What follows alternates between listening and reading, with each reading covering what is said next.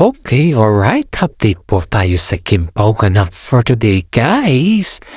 Eto na naman tayo, guys. Ang topic natin for today, guys, is about kay Kim Cho at saka si Paolo Avellino, guys. Eto na naman tayo, guys, ha. Tatlo po yung ating topic for today, guys. Una po ay si Kim Cho po ay namalagi sa kanyang kondo kasama yung paborito nilang aso na ni Paolo Avellino, yung binili po ni Paolo Avellino para sa kanya. At ang pangalawa po ay how sexy si Kim Cho sa ngayon. At ang pangatlo po ay kumusta na ang buhay may jowa. Ito, guys, pisahan na po natin sa yun, guys. Ito, guys, ha. Napaka-cute po yung aso nila Paolo Avellino at saka si Kim Cho. Yun yung binili ni Paolo Avellino para kay Kim Cho, guys, dahil si Kim Cho ay sinurprise siya ni Paolo Avellino. Ang baga, guys, is just a peace offering ni Paolo yun kay Kim Cho kasi nagkaroon sila ng tampuhan na yung dahilan ng tampuhan nila, guys, is si Paolo kasi ay na-late siya sa pagsundo kay Kim Cho at hindi siya nagre-reply. Mga simpleng tampuhan ng bagay siya yung bang hindi nag-reply, yung na-late at wala namang iba. Pero may nakapagsabi kasi kay Kim Cho, guys, na may hinatid si Paolo Avellino na kaibigan niya. Medyo natsiyelas itong si Kim Cho, guys. Aba, si Kim Cho. Selosa para si Kim Cho, guys. Alam naman ng mga kaibigan niya yan, guys, na pag nagmahal kasi si Kim Cho, guys, todo bigay yan. Parang kumbaga sa bakla ba, halos buhos ang kanyang pagmamahal. Maraming mga netizen dito ang nagsasabi na napakaswerte nila sa isa't isa kasi pinaparamdam nila na mahal nila ang isa't isa. Pero in fairness naman kay Paolo Avellino, guys, hindi naman siya yung kung nagagalit si Kim Cho, pinapatulan niya. Wala namang ganun si Paolo Avellino na ugali, guys, kundi na nanahimik lang yan at hindi niya sinusumbatan si Kim Cho kung bakit ganun siya magalit. In fairness naman dito, pinapatunayan naman ni Paolo na kahit gaano kadami ng kanilang mga bashers, guys, mga challenges sa kanilang buhay, pati sa showbiz, pati sa kanilang movie, ang daming challenges, guys, ay talagang they are holding on. Walang hindi sila yung kung nagagalit ng isa sa kanila, pinapatulan na walang ganun, guys, kasi napaka-matured na ni Paolo Avellino, guys. As in, kung pagdating sa relasyon nila ni Kim Cho, guys, ayon dito sa ating legit na sources, si Paolo Avellino always ang nagpapakumbaba. Hindi niya kapag nagagalit si Kim Cho, hindi niya sinusumbatan si Kim Cho na kung ano-ano. Hindi siya ganun. Ang ginagawa niya, guys, palagi is kinukuha niya yung kapag yung galit ni Kim Cho, guys, ay medyo naging kalma na. Hindi na siya yung galit na or yung okay ng lahat. Doon na kumalma si Paolo Avellino, guys. Doon na siya yung magkumuha ng lakas na loob or ganun. Para sa ganun is hindi na lumala yung kanilang issues. Pero in fairness naman kay Kim Cho, pag naramdaman niya naman na hindi na nagsasalita si Paolo Avellino, guys, ay nananahimik naman ito. Pero at that time kasi, guys, parang inisip kasi ni Kim Cho na may kababalaghan si Paolo kahit naman wala. Sabi niya na makaramihan na walang kababalaghan si Paolo dahil si Paolo lang ay nag-isang Kim Cho lang yung kanyang gusto. Maraming mga netizen ang nagsasabi na kahit ano daw yung mga kumbaga pa, guys, kahit sino or kung kahit ano daw yung mga galawan dyan na yung gustong pabagsakin ng Team Pao ay hindi daw nila mabubawal dahil kahit malayo si Paolo at saka malayo din si Kim Cho, hindi naman sila yung taong kumakapit sa mga balibalita na wala namang pruweba. Kaya maraming mga netizen ang nagsasabi na napakaswerte nila sa isa't isa kasi they have the trust, they have the respect, at higit sa lahat po ay may takot sila sa Panginoon dahil alam naman natin lahat na sila ay mahal na mahal nila ang isa't isa. Lalo't nandyan yung mga fans sila na palaging nagkagabay sa kanila, na tayo mga fans nila, na alam naman nila na hindi naman sila yung mabigay ng sakit sa ulo sa atin because we want to them is to be happy. Kaya na tayo nagpa-vlog sa kanila at kaya din kayo nakikinig at napapanood yung ating vlog dahil alam naman nila sa kanilang sarili na nagbibigay sila ng saya sa ating kagaya ngayon guys na yung banding nila Paolo Avellino at saka si Kim Chiu guys ay dito sa kanilang bagong aso. In fairness guys diba si Kim Chiu po ay nag-reserve na siya ng kanyang similya. Ito pala ang aso pala guys is like kila Daniel at saka si Catherine. Parang anak na rin ang poring nila dito. Kumbaga guys is parang papraktisan nila na anak.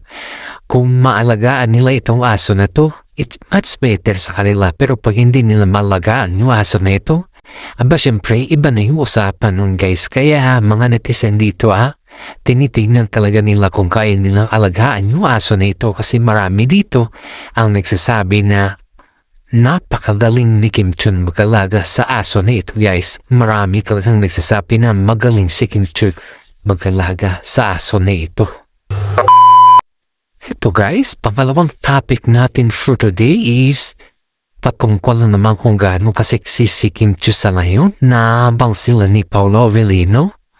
Aba, kung sa sexy lang naman ang topic natin 100%. And guys, maraming mga lalaki ang naghabol kay Kim Chiu ngayon at nagkandara pa. Sabi nga na makaramihan na napakaswerte ni Paolo dahil si Paolo yung napili ni Kim Chiu kahit alam naman ng karamihan na pihikan lang si Kim Chiu sa mga lalaki. Aba? Simula nung naging sila ni Paolo guys, marami ng mga kaibigan ni Kim Chiu nakapansin sa kanya na napakaseryoso niya pagdating sa relasyon. Yung Kim Chiu dati noon ay isigolaki nung sila ni Sian Lim.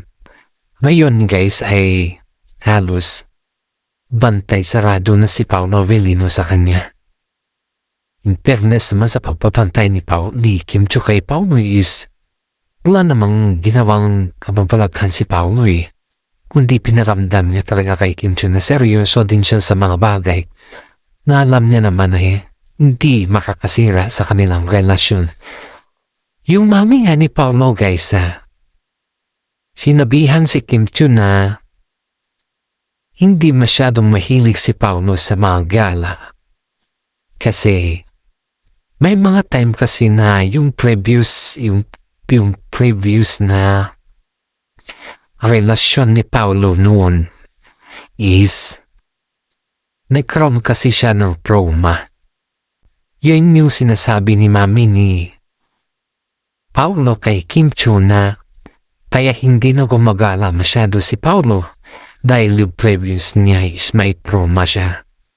Ang sakit kasi sa pakiramdam ng isang ina na nakikita ng isang anak na nahihirapan Yan yung point ng mami ni Paolo kay Kim Chiu guys. Kaya si Kim Chiu sa ngayon guys ay umiiwas sa paglabas. Hindi naman sa umiiwas pero ayaw niya lang talaga na magkaroon ng maulit yung trauma ni Paolo kasi iniiwasan nila na ma-remind ulit kay Paolo yung mga ganun na bagay.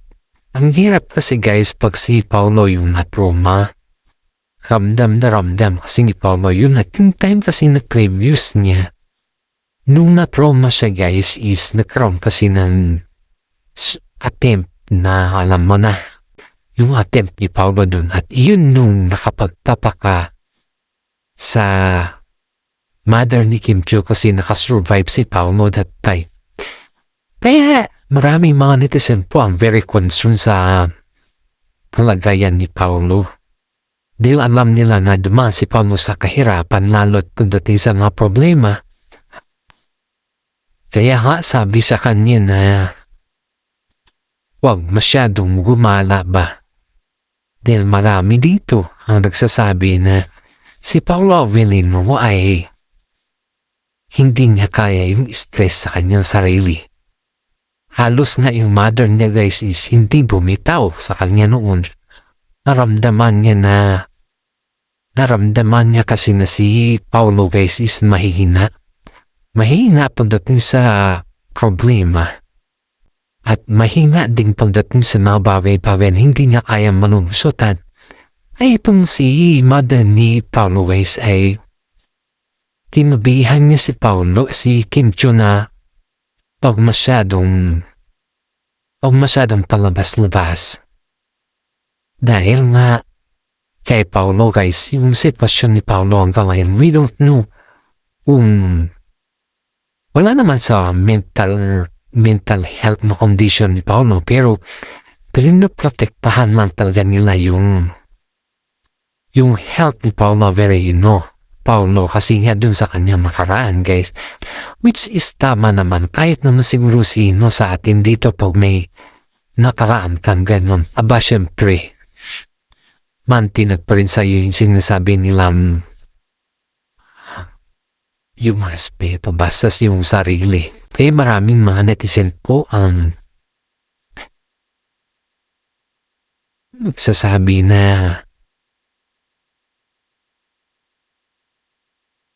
mabait si Paulo Avellino dahil nakaya niya yung stress. Pero in fairness naman guys, kahit naman si Kim Chiu guys ay alam din niya yung galawan ni Paulo Avellino. Naawa nga si Kim Chiu nang dalaman niya na ganun yung nangyari kay Paulo before. Naawa siya kasi hindi niya expect na si Paulo Avellino ay mag-attempt ng gano'n kasi alam niya kasi kay Paulo is malakas siya. Pero nalaman niya mismo sa mga iba niya ang kaibigan sa ating mga legit na sources ayon dito ay naawa siya kay Paulo. Hindi niya in-expect na gano'n pala kalala yung kanyang sitwasyon noon. Pero yung sa mga basers kasi feeling nila wala lang sa kanila. Iba ang mga basers kasi guys is pakiramdam lang nila yun na verito ganyan Pero ang kapunayan guys ay makikita mo talaga dun kung sino yung concern at saka kung sino yung hindi, di ba? Kaya marami mga netizen na nagsasabi na huwag na natin didat sa mga bagay-bagay na alam naman natin na ikakabahara ng ibang tao. Yan po yung sabi ng ating mga basers dito guys. Ilalam naman nila na sa lahat ng kabila ng mga ito ay patuloy pa rin silang nagpapas kay Paulo dahil hindi naman nila alam kung ano yung kainatnan yung kanilang mga galawan. Pangatlo po ay ito ay yung kumisama ng buhay-buhay nila ni Paulo Avellino sa ngayon. Haba guys, ang sarap sa pakiramdam na ang buhay nila ngayon ay sobrang saya. Nakamupon sila sa mga basers, nakamupon sila sa mga negative, at higit sa lahat guys ay proud na proud sila dahil marami silang mga senior citizen na palaging nagkakabay sa kanila guys. Ito guys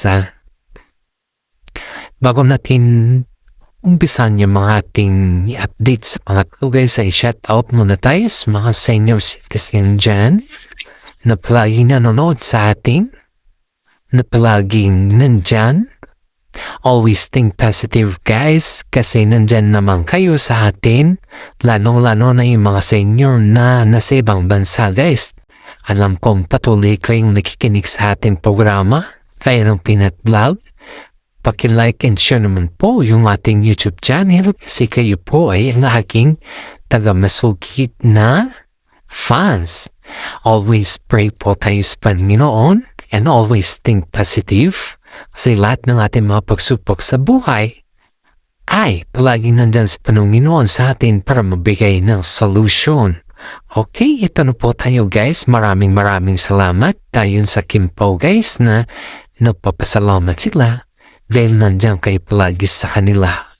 Ito guys ay mga buhay-buhay na may asawa. Sila Kimcho at saka si Paulo guys ay ibang-iba.